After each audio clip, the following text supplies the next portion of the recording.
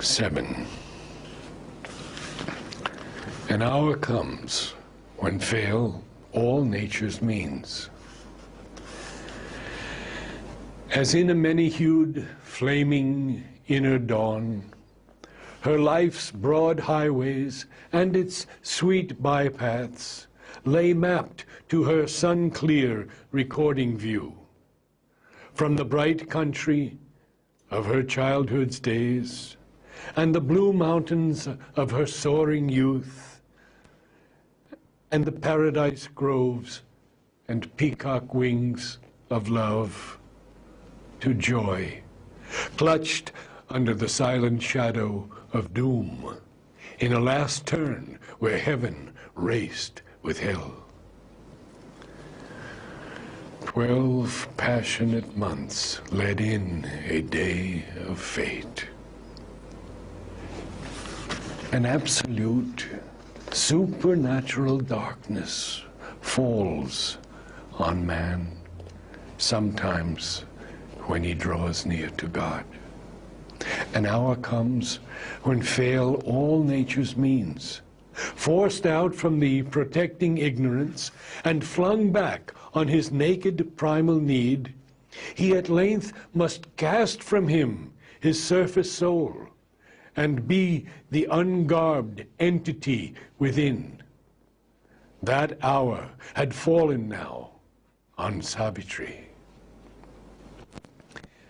A point she had reached where life must be in vain, or in her unborn element awake, her will must cancel her body's destiny. The fixity of the cosmic sequences, fastened with hidden, inevitable links, she must disrupt, dislodge by her soul's force, her past, a block on the immortal's road, make a raised ground and shape anew her fate. A colloquy of the original gods, meeting upon the borders of the unknown, her soul's debate with embodied nothingness must be wrestled out on a dangerous, dim background. Her being must confront its formless cause against the universe, weigh its single self.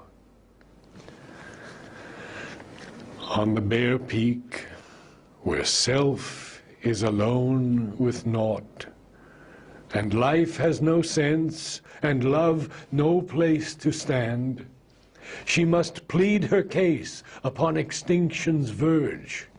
In the world's death cave, uphold life's helpless claim, and vindicate her right to be and love. Altered must be nature's harsh economy. A quittance she must win from her past's bond, an old account of suffering exhaust, strike out from time the soul's long compound debt and the heavy servitudes of the karmic gods, the slow revenge of unforgiving law, and the deep need of universal pain and hard sacrifice and tragic consequence. Out of a timeless barrier she must break, penetrate with her thinking depths the void's monstrous hush, look into the lonely eyes of immortal death, and with her nude spirit measure the infinite's night. The great and dolorous moment now was close. A mailed battalion marching to its doom.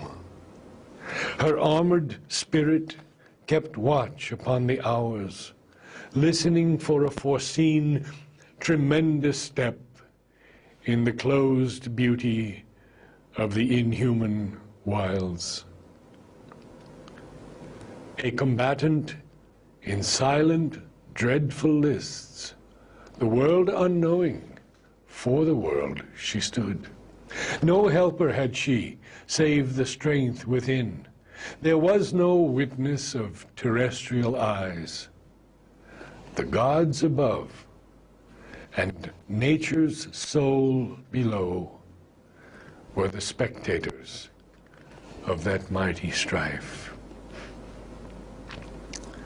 Around her were the austere, sky-pointing hills, and the green, murmurous, broad, deep-thoughted woods muttered incessantly their muffled spell.